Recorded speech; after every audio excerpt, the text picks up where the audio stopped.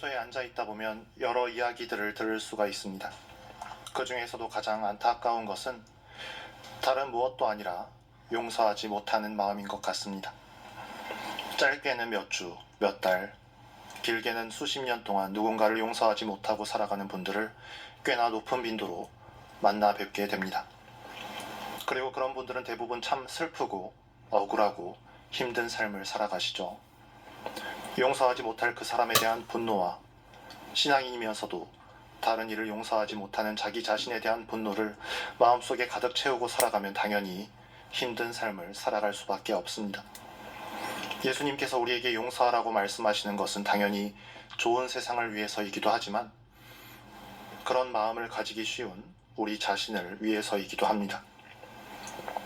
그래서 저는 고해소에 찾아오는 그분들에게 용서하지 말라고 말씀드립니다. 신부가 이런 말 하면 좀 이상한가요? 고해소에서나 밖에서나 제가 만나온 사람들의 이야기와 제 경험 안에서, 그러니까 누군가에게 큰 상처를 받은 사람들은 그 상처를 준 사람들에게 제대로 된 사과를 받은 적이 없다는 사실을 쉽게 알 수가 있기 때문이죠.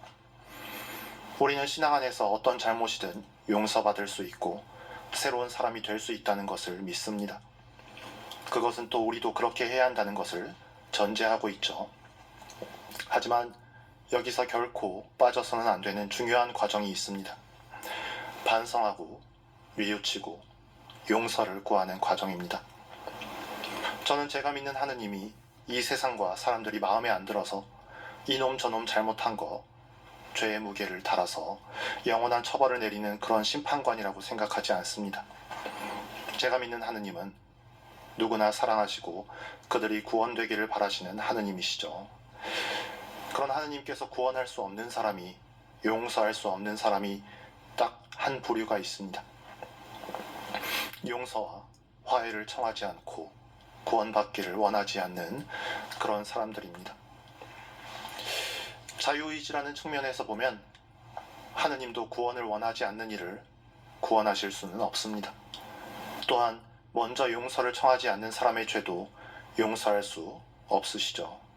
그냥 묻어두실 뿐일 겁니다. 우리는 어쩌면 하느님도 하지 못하는 일을 하려고 하는지도 모르겠습니다.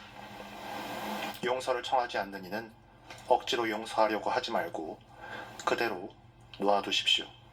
하느님께서 갚아주실 것입니다.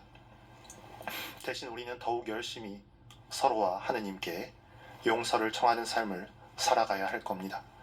그리고 우리에게 용서를 청하는 이는 되도록 용서해주고 말이죠.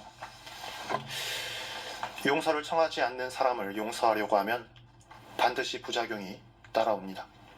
끝없는 억울함과 분노가 365일 24시간 동안 지속되고 마음과 정신이 마모되죠. 그리고 절대 풀리지 않는 그 분노와 절망이 나 자신에게 돌아옵니다. 제가 아주 잘 압니다. 정신건강의학과도 다녀보고 약도 먹어봤거든요.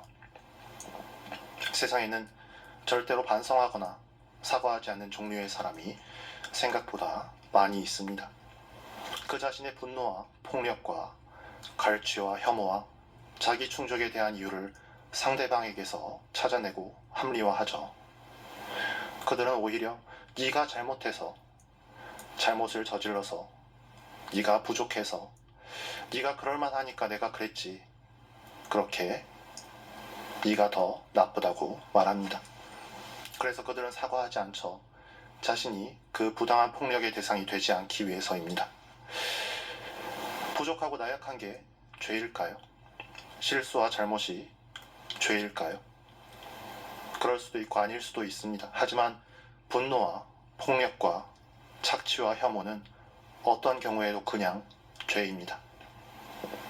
상대방을 존엄하지 않다고 여기게 만들거나 내가 내 기분대로, 내 마음대로 누군가를 함부로 대해도 된다고 생각하게 만드는 그 모든 생각과 사상과 가치관은 그 자체로 죄가 됩니다.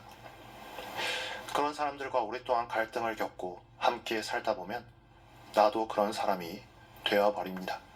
바로 제가 그런 사람이죠. 여러분은 그렇게 되지 마십시오. 나에게 죄를 짓고도 용서를 청하지 않는 사람들에게 얽매여 있지 말고 그냥 내버려두고 거리를 두십시오. 그들이 여러분에게 지은 빚과 부채를 받아내려고 너무 노력하지 마십시오. 그러면 삶이 고통스러워질 겁니다. 아니면 그 분노와 억울함을 해소하기 위해서 그 사람들에게 혹은 여러분 자신에게 똑같은 죄를 짓게 될 겁니다. 용서할 수 있다면 그것보다 좋은 것은 없습니다. 하지만 용서할 수 없는 억울함과 용서하지 못하는 자신에 대한 실망 때문에 분노와 절망과 어둠 속을 살아가는 것보다는 차라리 용서하려던 그 마음조차 하느님께 맡겨두고 내 삶을 충실히 또 건강하고 행복하게 살아가려 노력하는 것이 하느님께서 우리에게 바라시는 모습에 더 가까울 것입니다. 그리고 그렇게 살아가다 보면 언젠가 그 일들이, 그 사람들이 나에게 아무것도 아닐 때가 오게 될 겁니다. 그때 용서해도 늦지 않습니다.